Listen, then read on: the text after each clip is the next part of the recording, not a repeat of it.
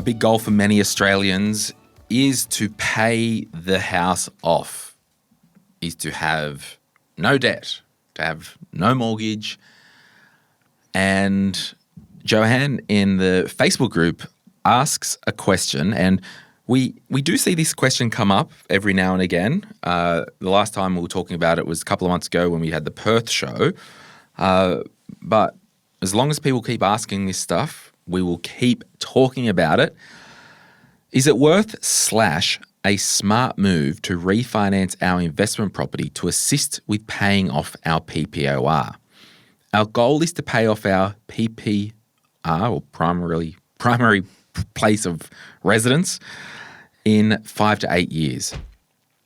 The house, or the PPR, is valued at $990 and they owe $380.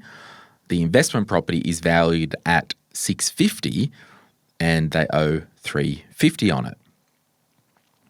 Thinking of drawing $100K out of the investment property loan when refinancing and putting it towards the PPR, which will help accelerate / get us towards our goal.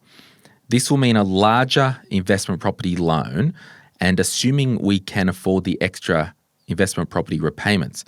This way, the additional interest on the investment property is also tax deductible.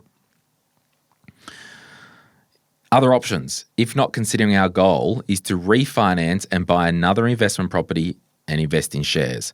Lots of numbers can be crunched, i.e. interest saved on PPOR, money to be made in shares / other investments, property growth if buying another property. Appreciate your thoughts and any pointers on this.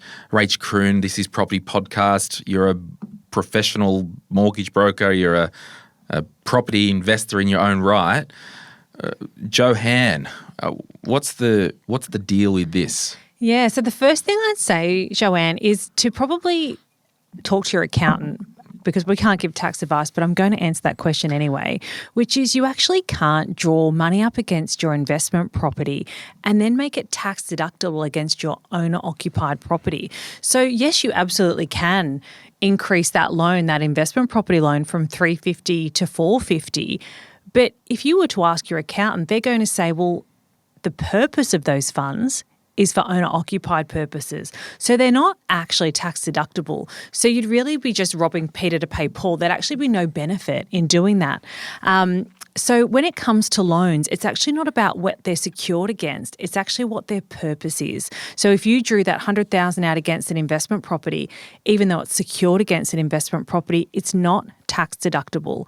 And so I think, and this is a common question. So obviously there is still some misconceptions out about that.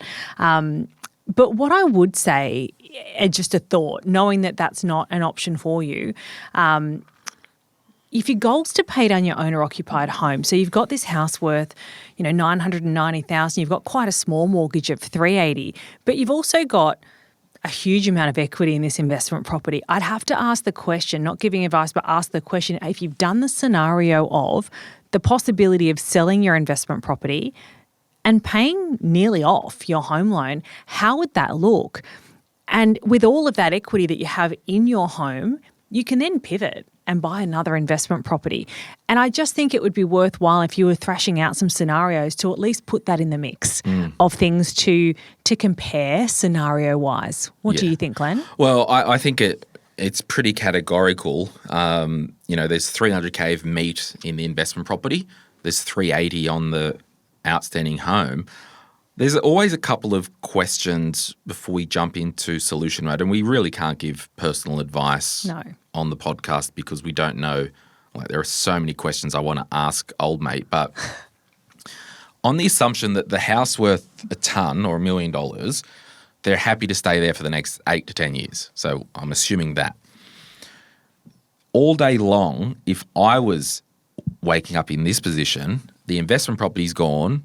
I might have $280, $300, depending on, some agent fees, might be a little CGT. Pump the home mortgage, and the tax owing can sit on that offset account for the year until it's due anyway. You might only have $80K left on the house. Make it your reason for living to put every living cent into that mortgage to pay off the house. You might get it done in 3 years.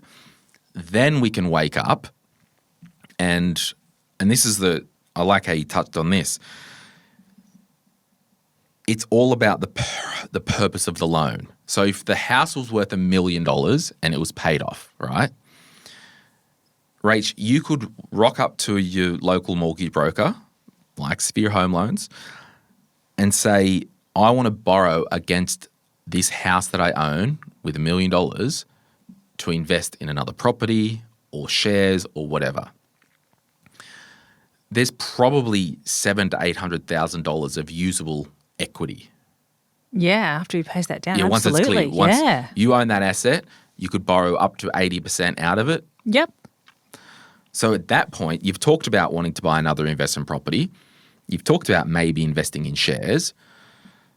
I mean, you could do it tomorrow if you wanted to, but I want people to just, in this position, it could be a good time, Johan, to get some actual financial advice so they can model out some scenarios.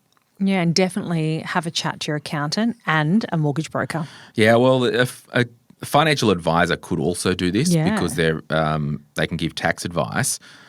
Because and this is where it could be worth paying $5,000 to $6,000 for some projections and modelling. My initial thoughts would be, if I did sell the investment property and I paid down the mortgage, the money that you've got two options: to attack that remaining 80 to 100 grand on the mortgage like it's going out of fashion, like the house is on fire.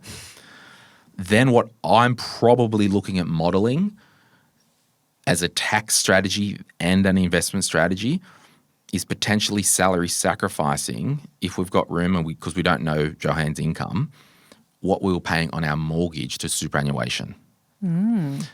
Then we can still borrow against the house to buy another investment property, buy some shares. You can have it all, my friends. So that's what I'm thinking. Because I can tell you, I did this for years. You do these cool little strategies.